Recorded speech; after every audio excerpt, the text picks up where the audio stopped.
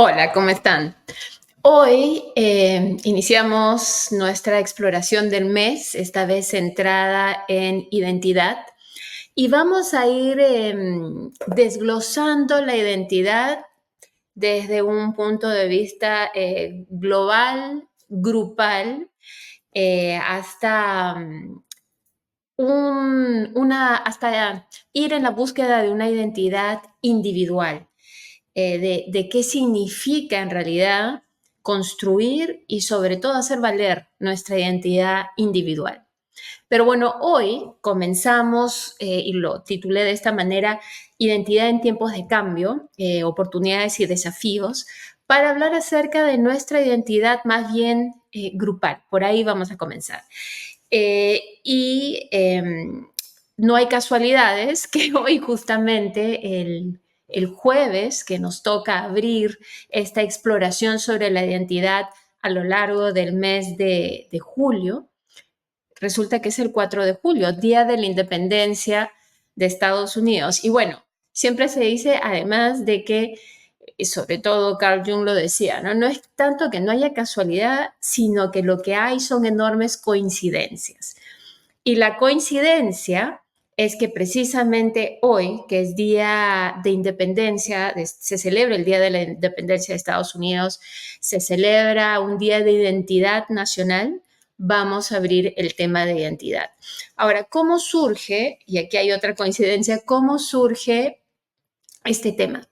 Y bueno, y este tema en realidad, la idea me vino durante un viaje que hice a España. Recientemente estaba, como digo yo, de chaperona acompañando a mi esposo que había cerrado un ciclo más en sus estudios, terminó una maestría en acción política que la llevó la cursó en una universidad española. Entonces, en la última semana, digamos, de este año que le tomó el completar la maestría, era de clases presenciales. Entonces, de alguna manera me dijo, bueno, lo acompañé, ¿no? Fui de chaperona, como digo yo, pero eso también me dio espacios para hacer mis propias exploraciones. Yo en realidad nunca había ido a España por distintos motivos, no sé, habíamos viajado a otros lados, no había tenido la oportunidad de conocer España, la verdad. Y entre los espacios donde me encontré explorando sola, la cultura, la, los pueblos, la historia de España, eh, tomé un tour. En realidad, la mayoría de mi exploración, a mí me gusta explorar sola, ir viendo las cosas que se me presenten en el camino, mi propio ritmo, etcétera. Pero en este caso tomé un tour a Segovia. Y nos tocó, en este caso, nos dividieron en grupos y al grupo donde yo estaba, nos tocó un guía que, bueno, estaba hablando acerca de cómo España en determinado momento había sido parte del Imperio Romano. Y con mucho orgullo decía de que ellos no habían sido considerados una colonia de la Roma imperial, sino que eran literalmente ciudadanos romanos. Que ahí discrepamos un poco en cuanto a su narrativa de la historia, pero ese no es el punto importante. Paso seguido comenzó a hablar acerca del rol de España en cuanto a la exploración que tuvieron a la nueva España, esta exploración que hicieron en América Latina. Y dijo que a diferencia de otras potencias mundiales que en su momento han colonizado y siguen colonizando hasta cierto punto, ahora más de una manera económica, pero bueno, que en ese momento territorial, que a diferencia de aquellas potencias que habían colonizado distintos territorios, España no había tenido colonias, que lo que España había tenido era simplemente un gran territorio donde todos eran súbditos del rey español, y además lo contó de una manera como que había sido una etapa bastante integrada y feliz. Y yo como latinoamericana, por supuesto, que tuve una reacción inmediata. Y para no romper, digamos, la armonía del grupo, que además la mayoría eran angloparlantes, entonces no tenían tanto conocimiento ni habían tenido la experiencia de primerísima fuente de la experiencia, valga la redundancia, latinoamericana frente a esta supuesta soberanía española en unidad donde todos conformábamos parte de un reino y todos éramos alegres súbditos del rey español. Dije, bueno, que no era tan así. Entonces me dijo, ¿cómo que no? Y le dije, no, la verdad, por supuesto que estamos hablando de, en el caso de Latinoamérica y de parte de la corona española, estamos hablando de una ocupación, estamos hablando de una conquista. Entonces, bueno, su respuesta fue, pero si nosotros incluso nos casamos con los indígenas como gran favor, ¿no? Entonces, decidí no seguir con la discusión, pero me pareció muy interesante que esta narrativa española presentara una realidad totalmente distinta a la experiencia que se vivió en Latinoamérica de la ocupación española, en realidad, de esta conquista y ocupación que duró pues cientos de años, al menos 3 siglos, ¿no? Más de 3 siglos, y que tuviera una historia totalmente diferente. Y dos cosas ahí. Uno, el agresor en cualquier situación. El agresor nunca puede contar la historia del agredido. Esa es una regla de oro. España no puede decirnos a los latinoamericanos cuál ha sido nuestra experiencia de su conquista. No puede decir, no puede describir esa etapa como una etapa de simple expansión del territorio español, donde todos eran súbditos, además totalmente leales a una corona que sentían como propia. Cuando eso en realidad no se dio así. Y es más, no era el único este guía.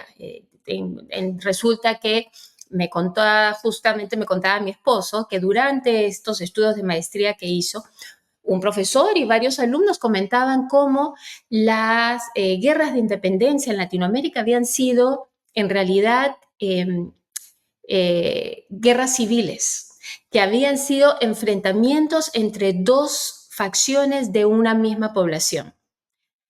Obviamente para los latinoamericanos no se trataba de una guerra civil simplemente, se trataba de un enfrentamiento por la liberación y por la libertad, por una identidad que no se alineaba con la española, que además los españoles no tampoco aceptaban del todo el que los latinoamericanos, los criollos, e incluso, por supuesto, que los pueblos originarios, los indígenas, fueran parte verdaderamente de la identidad española. Entonces hay ciertas cosas cuando hablamos de identidad que quedan fuera de nuestras historias. Y eso me dio que pensar, qué interesante es el tema de identidad, y no solamente en torno a esta narrativa que se ha construido en España, porque en realidad es su ficción. No sé, nuevamente, el agresor no puede reconstruir y describir a su manera la experiencia del agredido. En este caso, el agredido es Latinoamérica, son los latinoamericanos. Y eso me dio que pensar también no solamente de la identidad española, sino la identidad latinoamericana. Pero sobre todo, ¿de dónde sale esto? Y bueno, si uno es suspicaz, podría decir que, claro, esa narrativa que ha surgido en España en parte es, supongo yo, que algo tendrá que ver con el hecho de que tantos países que sí han reconocido que colonizaron ciertos territorios, que robaron, que se agarraron los recursos de ciertos territorios, se han visto con la responsabilidad de hacer pagos precisamente de reparación ante todo lo que hicieron y deshicieron y lo que se llevaron. Eso es algo que obviamente España, por distintos motivos y sobre todo financieros y económicos, se ha rehusado siquiera a tener esa conversación. Solamente Bolivia, en realidad México también, ha intentado iniciar este diálogo, pero la mayoría de países todavía no lo ha hecho y España sobre todo se ha negado, ¿no? O sea, es un diálogo que no se ha comenzado. Y por el contrario, lo que hacen es, han creado esta fantasía de que los territorios de Latinoamérica eran simplemente una expansión de un territorio español donde todos éramos felices súbditos del rey de España. Y que el único motivo por el cual ahora existe Latinoamérica como naciones independientes es porque hubo una guerra civil. Eso creo que muchos latinoamericanos no lo reconocerían como una realidad, más aún tomando en cuenta que si verdaderamente existiese esa relación simbiótica, uno esperaría que España tenga otra actitud hacia la problemática latinoamericana de hoy. Muchas veces me llama la atención que algunos latinoamericanos designen o llamen a España como la madre patria.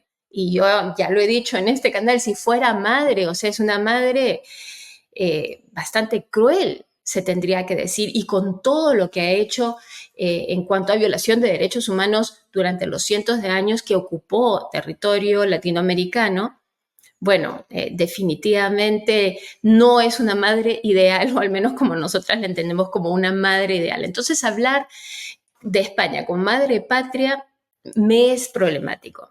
Pero más allá de eso, lo que comencé a ver, además de esta narrativa en torno a su relación con Latinoamérica, totalmente editada, cambiada, es que como parte de la identidad española había dos cosas. Uno, un anclaje, o sea, la identidad española noté que estaba muy anclada en una identidad que ha dejado de existir desde los años 1700, es decir, desde el siglo XVIII, hace 300 años. La identidad española sigue anclada en la idea de una monarquía fuerte que se inició pues a inicios del siglo XVI, ¿no? Finales de 1400, inicios del 1500, precisamente cuando comenzó la exploración y expansión del territorio del cual sacaba recursos, en este caso alrededor del mundo y lo que fuera, pero sobre todo Latinoamérica. Y me hizo acordar un poco, tengo que contarles de manera honesta, un poco incluso mi familia, ¿no? Que tiende a anclarse a estos momentos de gloria que de repente ya no se reflejan en la realidad, pero que les es más cómodo, menos doloroso que mirarse al espejo en el momento. Ahora, no estoy queriendo decir de que encontré a España súper mal, pero sí, definitivamente no está viviendo una época hace muchísimos años, si no cientos de años, al menos 300 años, no está viviendo una época de oro. Además, su época de oro, entre comillas, fue muy corta, con mucha ostentación, pero al parecer también muy poca inversión en lo que es el tema de educación, formación cívica, por distintos motivos. La mayoría de monarquías no invierte precisamente en los súbditos porque no quiere ningún tipo de revolución. Obviamente, más aún teniendo a Francia al lado, eso tiene que haberles preocupado aún más, etcétera, etcétera, etcétera. Entonces lo que encontré fue eso, fue una España cuya identidad se ancla en un pasado lejano, que no termina de hacer las paces con su realidad actual y que dentro de esa aversión o ese rechazo que tiene a su realidad actual está yo diría una antipatía generalizada, y aquí viene la coincidencia con la fecha en la cual nos toca hablar de esto, una antipatía generalizada contra Estados Unidos. Y en este caso estoy comentándolo solo como observadora. Estábamos, no importa dónde estuviésemos, el tema de Estados Unidos salía en las noticias.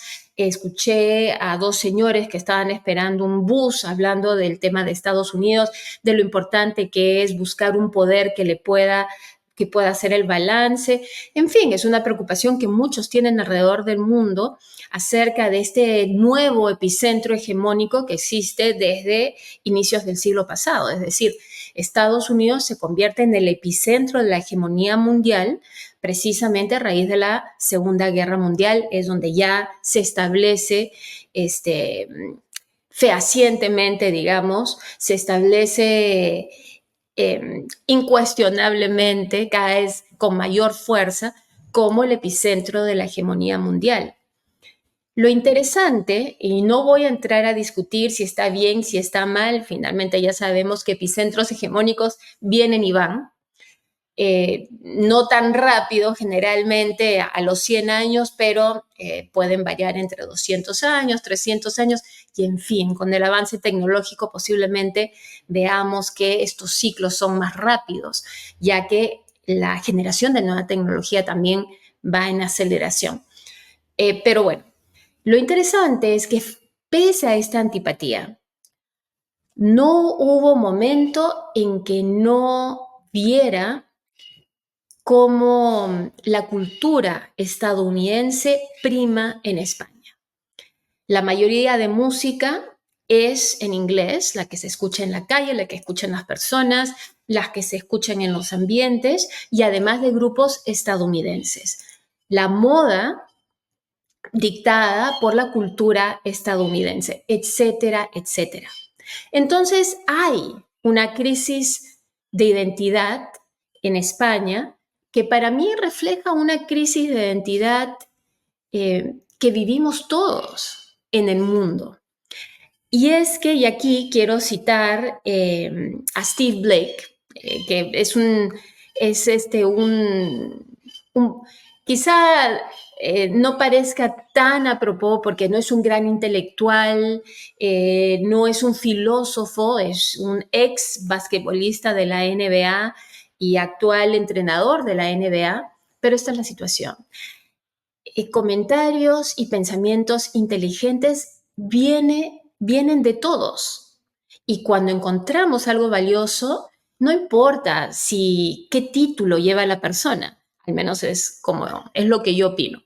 Pero bueno, lo que dice Steve Blake me parece muy interesante. Y él lo que dijo fue, y lo voy a leer textualmente: la globalización, que beneficia solo a las empresas multinacionales y elimina todo sentido de orgullo e identidad local o nacional, es la mayor amenaza que enfrentan todos los Estados miembros de la Unión Europea. Y bueno, yo diría alrededor del mundo, ¿no? Finalmente, la globalización es precisamente un proceso por el cual se diluyen las identidades nacionalistas. Ahora, hablar de esta crisis de identidad que ha traído la globalización y que de alguna manera Steve Blake hizo mención precisa, en este caso sobre la Unión Europea, pero yo diría que se aplica a todo el globo, en realidad, e incluso hay una crisis de identidad en el epicentro hegemónico, que es Estados Unidos, porque finalmente cuando uno habla de globalización, no hay manera de mantener fronteras, ni fronteras físicas a través del comercio, y es más, físicas literalmente, porque muchas personas van a querer migrar, van a querer emigrar e inmigrar a los epicentros hegemónicos. No hay manera de mantener tampoco en un mundo globalizado fronteras culturales. Entonces, hay una crisis de identidad. Ahora, antes de entrar a esta crisis de identidad, creo que lo que deberíamos hacer es preguntarnos a qué responde esta identidad nacional. ¿Cuál es el objetivo de tener una identidad nacional.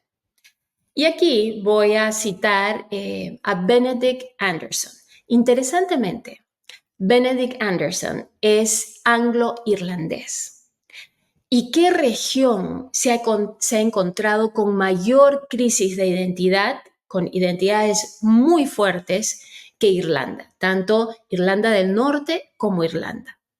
Entonces, no es casualidad de que de ahí, de ese caldo de cultivo, por decirlo así, aparezca un pensador, en este caso él es un científico político, que hable acerca de la identidad nacional. Y lo que dice Benedict es que la nación es una comunidad política imaginada. ¿A qué se refiere? Se refiere que no existe, la nación de por sí no existe. Es una construcción social, cultural, socioeconómica, política, relativamente moderna. Antes de eso habían imperios, o habían reinos, o habían tahuantinsuyos, o como quiera que se le llame, y generalmente utilizamos términos eurocéntricos, ¿no? Creados por el conocimiento occidental.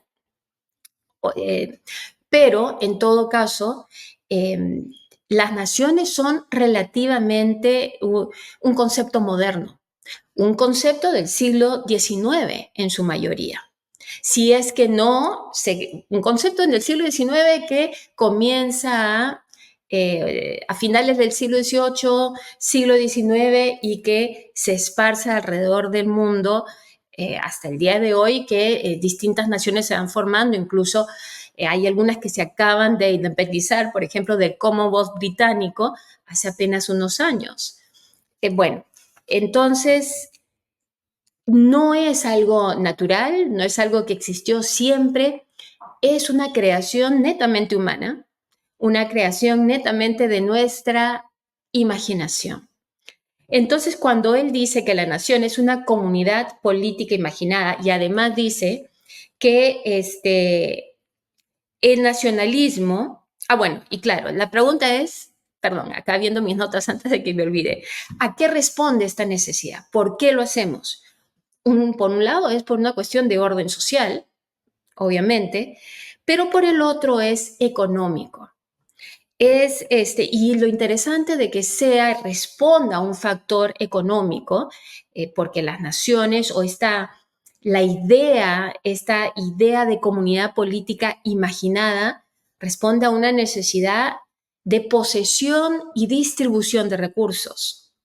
Lo interesante, y como vamos a ver más adelante, ¿qué es la globalización sino una necesidad socioeconómica y política de posesión y redistribución de recursos?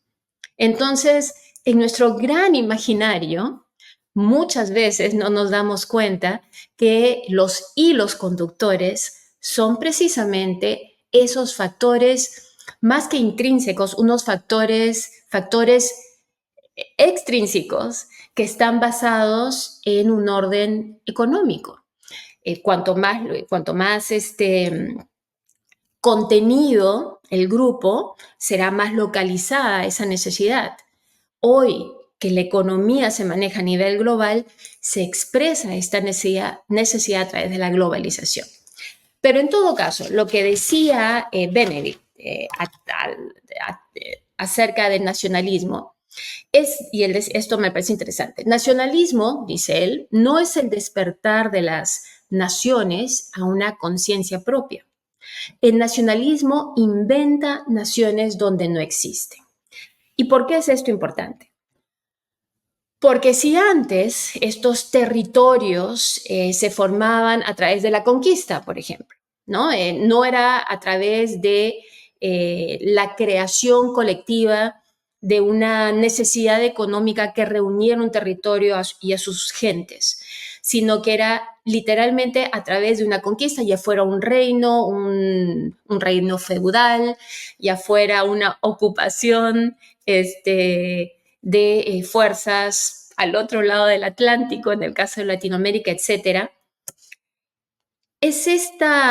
con el nacionalismo surge una conciencia que no es propia, sino es creada, imaginada, como dice él, y donde además no necesariamente reina el consenso. Y la pregunta que hay que hacerse cuando hablamos de identidad hoy en día, y sobre todo de identidad nacional, sin llegar todavía al tema de identidad en cuanto a la globalización, identidad nacional, hay que preguntarse a quién o qué estamos inventando. Y cuando imaginamos esta identidad nacional, ¿a quién estamos incluyendo en este imaginario y a quién estamos excluyendo? Porque estas identidades nacionales no integran a todo el mundo necesariamente. Nuestras identidades grupales tienden a tener una imagen quizás un poco borrosa porque es una amalgama, pero es una imagen clara de quién pertenece y quién no. Y que no siempre refleja el territorio que ocupa. Y en ese sentido me acordé un poco del Perú, o pensé en el caso del Perú, que en el imaginario mundial, es más, se presenta como un país andino. Y sin embargo, creo yo que la imagen o la identidad nacional hegemónica sería la de un país costeño. Pocas veces se incluye la parte andina si no es, por ejemplo, como una propuesta de campaña turística, una propuesta más bien comercial. Pero en cuanto a identidad, en cuanto a cómo se ve el peruano, la imagen hegemónica, la imagen prioritaria, la imagen que prevalece es la de un peruano urbano y generalmente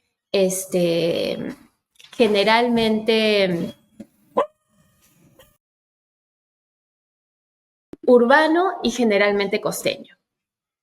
Entonces, ahí la pregunta es, ¿quiénes quedan fuera? Y por supuesto, ni siquiera se menciona a la selva.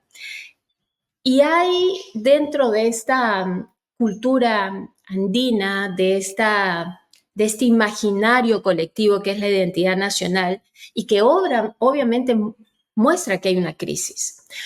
Si es que una identidad nacional no puede incluir a todos, es que hay una crisis de identidad.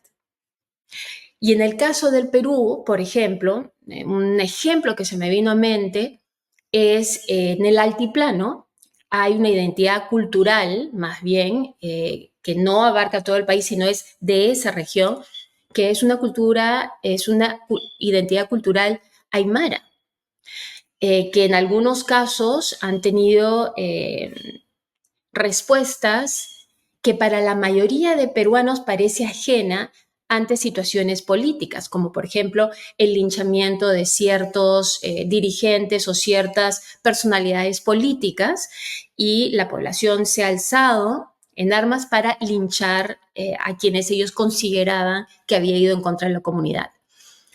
Esa expresión de identidad es algo que la identidad peruana hegemónica, la identidad peruana oficial, por decirlo así, no reconoce. Y cuando parte de un país no se reconoce en todos sus ciudadanos, hay un problema. Por supuesto que Perú no es el único país que ha pasado por yo diría que pasa por esta crisis de identidad, y yo diría que muchos países de Latinoamérica de alguna manera llevan esta crisis de identidad precisamente como un legado de una ocupación europea que dejó un ideal, una identidad que no se reflejaba con la realidad del territorio nacional. Argentina siempre me ha llamado mucho la atención de que su identidad nacional esté anclada generalmente en la costa y en Buenos Aires. Hay una parte andina de Argentina que pocas veces vemos en sus noticieros, que pocas veces se incorpora dentro del diálogo nacional y mucho menos dentro de su identidad y cómo se presenta al mundo. En todo caso, creo que el proceso de encontrar identidad nacional implica que tiene que haber un diálogo, que tiene que haber un diálogo para ver quiénes están quedando afuera. Y en ese sentido, creo que una de las fortalezas que tiene Estados Unidos es que ha pasado por esas conversaciones difíciles. No se han terminado, pero definitivamente el movimiento de derechos civiles de mediados del siglo pasado, del siglo XX, forzaron a que hubiese un diálogo de quienes no estaban siendo incluidos, porque esta es la situación. Uno puede decir que incluye a todos los ciudadanos de un país dentro de la identidad nacional, pero si esa identidad es condicionada a cómo se desea que sean esos ciudadanos, a cómo se desea que se comporten, a qué derechos se consideran que tienen o no, quiere decir que no se les está dando la libertad de ser quienes son y de expresar su identidad dentro de esta amalgama colectiva, que es la identidad nacional. Y eso pasaba, en el caso de Estados Unidos, por supuesto, con la población de raza negra. Es más, después de esta continua conversación que continúa hasta el día de hoy y que, bueno, parte de esa conversación o ese diálogo social llevó pues a la elección de Obama en el 2008. Parte de ese diálogo ha llevado también a que ahora, por ejemplo, el término afroamericanos o afroestadounidenses ya no se usa, porque no hay esa distinción de poner un continente externo dentro de esta amalgama de identidad. La cultura negra, la cultura de las personas de raza negra, muchísimas personas de raza negra que tienen contribuciones culturales, científicas, etcétera, importantísimas, ya son no solamente visibles, que eso es muy, muy revelador. Cuando una identidad nacional es inclusiva, todos los ciudadanos son visibles. El problema es cuando hay ciudadanos invisibles dentro de esa identidad nacional. En el caso de Estados Unidos, las personas de raza negra ahora no solamente son más visibles, posiblemente falta más por hacer, sino que además de ser visibles, están formando la cultura, la expresión y la identidad. Ya forman parte de esa amalgama. Yo diría que posiblemente donde falta dialogar más acerca de a quién se incluye o no dentro de la identidad de Estados Unidos es a los latinos o los hispanos, como se le dice aquí, pero que nosotros en realidad, aquellas personas de ascendencia latinoamericana, digamos, los latinos, y personas de ascendencia de culturas asiáticas. Ahí todavía hay trabajo, hay más diálogo por tener. No quiere decir que hayan diálogos que ya hayan que terminar, hay que expandir. Por eso me gusta la palabra más de expansión cultural más que inclusión cultural. Creo que tenemos que expandir nuestras conversaciones en torno a la identidad nacional. Pero en todo caso, son esos diálogos los que fortalecen la identidad de un país. La pregunta es, ¿cuántos de esos diálogos de una manera honesta estamos teniendo en torno a los países, por ejemplo, en Latinoamérica, sobre a quiénes incluimos, a quiénes excluimos, a quiénes permitimos que sean visibles y a quienes mantenemos invisibles dentro de nuestra identidad nacional? Ahora, es interesante, ahora siguiendo al tema de la globalización, que en la siguiente cita que voy a compartirles es de Slobodan Milosevic. Y él, interesantemente, fue expresidente de Serbia primero y después de la República Federal de Yugoslavia. Y hablando de globalización y hablando de cómo las naciones y la identidad nacional son imaginarios que no tienen nada que ver con la geografía ni el territorio, sino simplemente con una identidad creada, creo que no hay mejor ejemplo, o uno de los mejores ejemplos es Yugoslavia, que existió después de la Primera Guerra Mundial y hasta finales del siglo XX. No llegó a los 100 años de existencia y hoy se encuentra dividida en 6 partes. Y lo que dijo él fue bastante revelador además: la pérdida de la identidad nacional es la mayor derrota que una nación puede sufrir y es inevitable bajo la forma contemporánea de colonización. Y cuando hablaba de la forma contemporánea de colonización, esto a finales del siglo XX, se estaba refiriendo, por supuesto, a la globalización. Y eso es, digamos que, muestra de cómo el tema de la globalización, sobre todo en países que han tenido pues siglos para poder formar cierta identidad amarrada a su territorio, sin la intrusión, digamos, de colonizadores, están preocupados precisamente porque ven diluirse con la globalización sus identidades, el cómo se ven. Y de alguna manera Barack, el expresidente de Estados Unidos, Barack Obama, lo dijo cuando dijo que la gente está menos segura de su identidad nacional o de su lugar en el mundo. Empieza a verse diferente y es desorientador. Y no hay duda de que eso ha producido movimientos populistas tanto de izquierda como de derecha en muchos países de Europa y yo diría del mundo.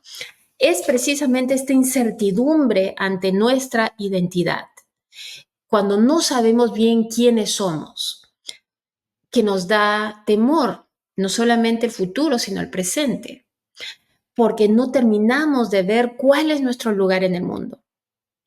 Y no saber cuál es tu lugar, es decir, no saber si perteneces o no dentro de este nuevo orden mundial, que es la globalización.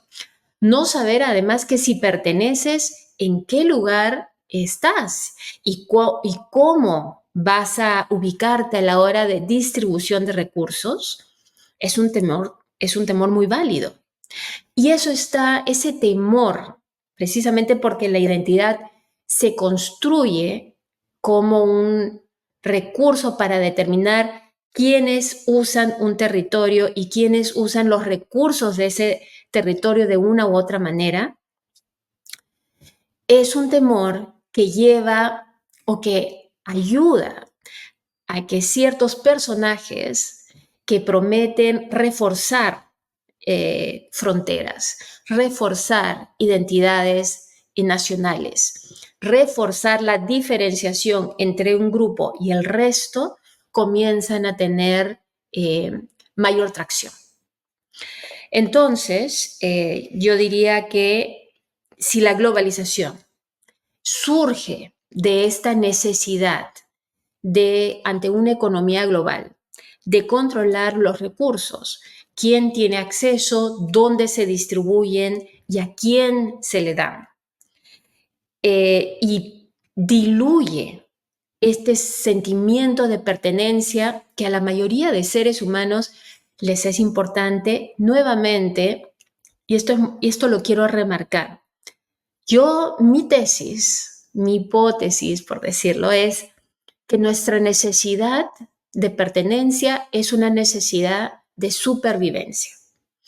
Nuestra necesidad de pertenencia va más allá de lo emocional. Si hay un componente emocional, es un componente emocional reactivo ante nuestra necesidad de supervivencia. Nuestra necesidad de pertenencia responde, por supuesto, dado que está vinculado estrechamente a una necesidad económica, a una necesidad de saber que va a poder se va a poder acceder a ciertos recursos y que se va a poder asegurar cierto estatus de vida que permite no solamente la supervivencia, sino cierta calidad de vida. Entonces, ante esta crisis de una globalización que eh, no hay cómo hacerla desaparecer. Es un poco como lo que dicen en inglés, hay este dicho que dice que una vez que sacas el conejo del sombrero no hay cómo volverlo a meter. Una vez que sacas a Jack in the Box, no sé si ustedes saben ese cuadrado o ese cubo que uno le da cuerda y sale este hombre de resortes, no hay cómo volverlo a meter. Claro, eventualmente se puede meter, pero ese es el dicho. Una vez que hay leche derramada, se derramó la leche, no hay paso atrás. La globalización es una realidad que no podemos hacer desaparecer. Lo que tenemos que hacer, creo yo, es pensar en cómo la globalización nos impacta. Es pensar si podemos nosotros determinar cuál va a ser nuestra identidad futuro, si podemos imaginar una identidad globalizada. Si podemos imaginar una identidad, ahora que tenemos la oportunidad, que somos más sabios, que estamos en otra etapa de evolución tecnológica, si podemos imaginar una identidad que sea expansiva, ni siquiera inclusiva, expansiva, donde todos se vean representados en una amalgama que celebre las diferencias, pero que al mismo tiempo entienda que tiene que haber una democracia, un balance de visibilidad de cada uno de los pertenecientes o los que pertenecen, los que tienen un sentido de pertenencia dentro de esta identidad global. Y bueno, de eso estaremos hablando en nuestra próxima exploración, la próxima semana. Vamos a estar hablando precisamente de la búsqueda de esta nueva identidad colectiva y que es tan importante en un mundo que más bien, creo yo, y todos, la mayoría debería coincidir conmigo, necesita de menos enfrentamientos y de más unión para encontrar un camino para todos. Bueno, con eso los dejo. Espero que tengan un excelente fin de semana. Aquellos que están celebrando el Día de la Independencia de Estados Unidos, feliz 4 de julio. Y nos vemos el siguiente jueves. Hasta pronto.